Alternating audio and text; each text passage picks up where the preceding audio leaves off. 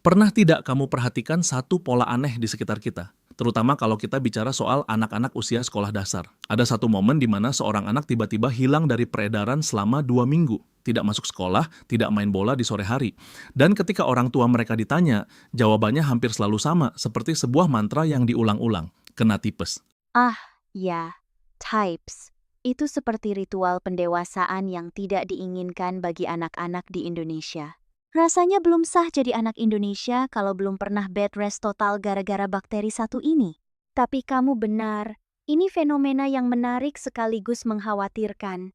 Kenapa penyakit ini begitu setia menghantui anak-anak kita? Padahal kita hidup di zaman modern, di mana sabun antibakteri ada di mana-mana. Tepat sekali. Itu yang membuatku penasaran. Kita sering dengar kata tipes atau demam tifoid ini, tapi sepertinya kita menganggapnya terlalu remeh.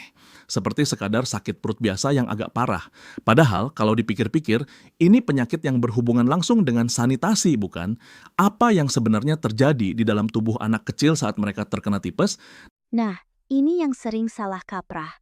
Banyak orang tua mengira tipes itu karena kecapekan. Padahal, tipes atau demam tifoid itu murni infeksi bakteri. Namanya Salmonella typhi. Dan kalau kita mau jujur dan mungkin agak sedikit menjijikkan, bakteri ini masuk lewat jalur fekal oral. Artinya, ada partikel kotoran manusia yang terinfeksi, yang entah bagaimana caranya, masuk ke dalam mulut anak lewat makanan atau minuman. Tunggu sebentar, itu terdengar mengerikan.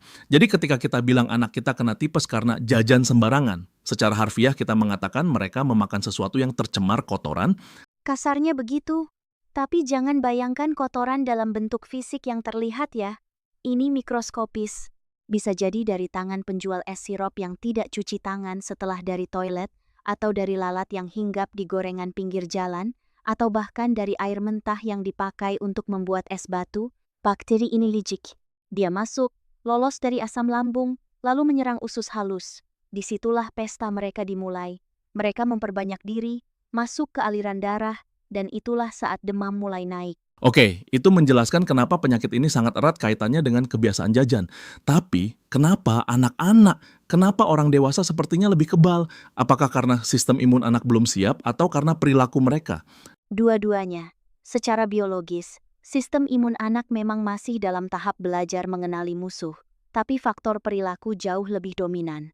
Coba bayangkan dunia dari sudut pandang anak SD. Bagi mereka, dunia adalah tempat bermain yang harus disentuh, dan makanan adalah harta karun yang harus segera dimakan tanpa memikirkan cuci tangan. Plus, anak-anak punya asam lambung yang belum sekuat orang dewasa dalam membunuh bakteri. Jadi, Salmonella typhi punya jalan tol bebas hambatan di tubuh mereka. Menarik, jadi ini bukan sekadar nasib buruk, tapi kombinasi antara biologi yang rentan dan lingkungan yang kurang higienis. Lalu bagaimana kita bisa membedakan demam tipes ini dengan demam biasa? Karena seringkali orang tua baru sadar setelah seminggu saat kondisi anak sudah lemas sekali. Ini kuncinya. Types itu punya pola demam yang unik. Kita menyebutnya step ladder fever atau demam tangga. Di pagi hari, suhu tubuh anak mungkin normal atau hangat sedikit. Anak masih bisa main gadget atau nonton TV. Tapi begitu sore menjelang malam, suhunya merangkak naik, makin tinggi, dan puncaknya saat tidur malam.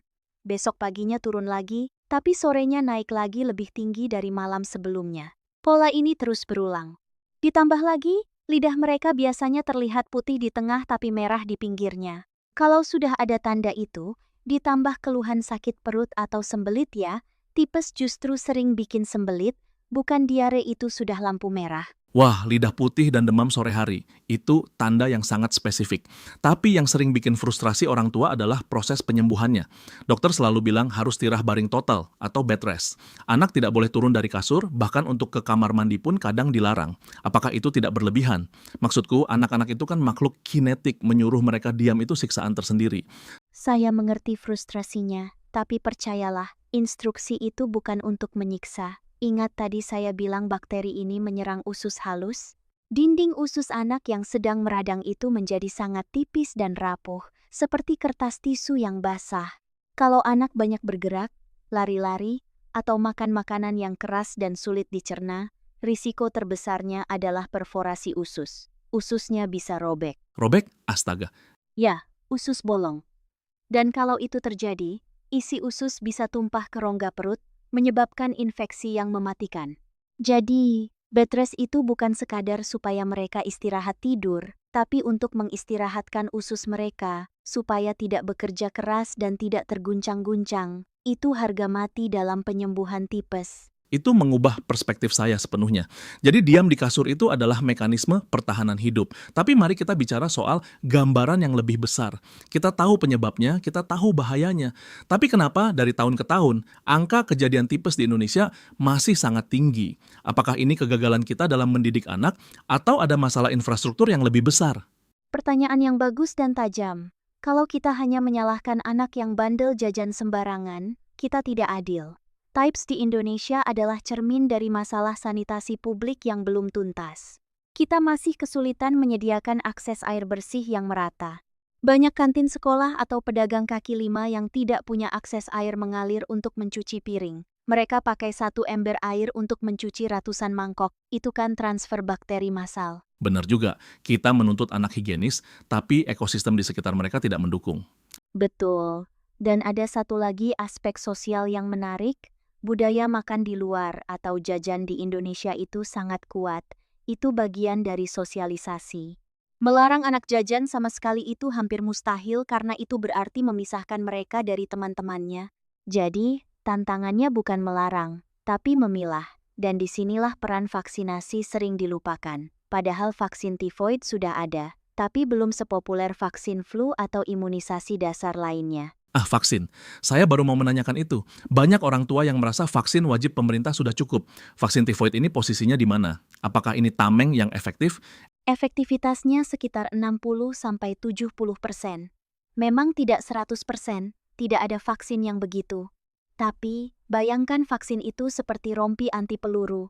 Kalaupun anak terkena tembakan bakteri, dampaknya tidak akan fatal. Gejalanya akan jauh lebih ringan dan risiko komplikasi seperti usus robek tadi bisa diminimalisir. Masalahnya, vaksin ini harus diulang setiap 3 tahun. Banyak orang tua lupa atau merasa, anakku sudah besar, sudah kuat. Padahal, bakteri tidak peduli umur. Jadi ini investasi jangka panjang untuk kesehatan pencernaan anak ya. Tapi B, kalau kita melihat ke depan, apakah kita akan selamanya terjebak dalam siklus anak jajan, anak tipes, anak sembuh, anak jajan lagi? Rasanya melelahkan sekali menjadi orang tua yang paranoid setiap kali anak memasukkan sesuatu ke mulutnya. Paranoid tidak perlu, tapi waspada wajib. Saya rasa kita sedang bergerak ke arah yang lebih baik, tapi pelan. Kesadaran tentang food safety mulai naik. Orang tua sekarang lebih kritis melihat kebersihan warung. Tapi perubahan sejati baru akan terjadi kalau kita berhenti menganggap tipes sebagai penyakit wajar. Tipes itu penyakit negara berkembang yang seharusnya bisa hilang seiring membaiknya sanitasi. Di banyak negara maju, dokter muda bahkan jarang melihat kasus tipes. Di sini, itu makanan sehari-hari dokter anak. Itu tamparan keras sebenarnya, bahwa penyakit yang kita anggap biasa ini sebenarnya adalah sinyal bahwa lingkungan kita masih kotor. Sangat kotor. Dan ingat, bakteri Salmonella typhi ini juga bisa bersembunyi. Ada yang namanya carrier atau pembawa. Seseorang bisa saja terlihat sehat, tidak demam, tapi di dalam ususnya dia menyimpan bakteri itu dan menyebarkannya lewat kotoran. Bisa jadi pengasuh di rumah, atau koki di restoran favorit keluarga. Jadi, mencuci tangan bukan sekadar slogan TK. Itu adalah pertahanan pertama dan terpenting. Wow, silent carrier. Itu membuat semuanya terdengar seperti film thriller. Musuhnya tidak terlihat, tapi ada di sekitar kita.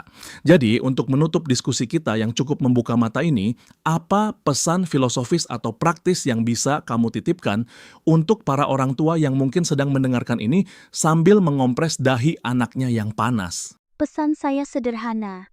Jangan merasa bersalah, tapi ambil kendali. Ketika anak kena tipes, orang tua sering menyalahkan diri sendiri. Duh, aku gagal jaga makan anak. Jangan begitu.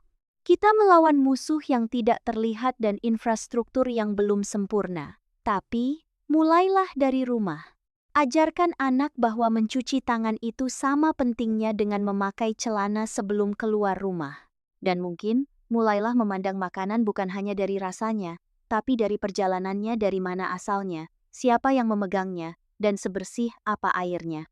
Karena pada akhirnya, kesehatan anak kita adalah cerminan dari apa yang kita izinkan masuk ke dalam tubuh mereka. Kesehatan adalah cerminan dari apa yang kita izinkan masuk. Kalimat yang sangat dalam. Tipes mungkin penyakit fisik, tapi penyembuhannya membutuhkan perubahan mindset dan gaya hidup.